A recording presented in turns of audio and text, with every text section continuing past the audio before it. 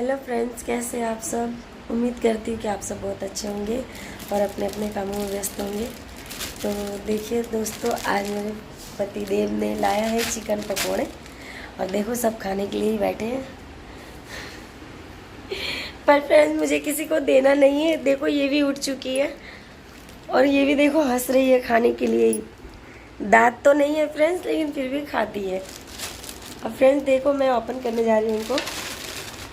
तो फ्रेंड्स, किस किस को चिकन पकोड़ा पसंद है प्लीज़ कमेंट में हमें बताइए। और अगर आपको खाना है तो आ जाइए आप लोग भी और हमारे साथ चिकन पकोड़ा एंजॉय कीजिए। Bye bye, good night.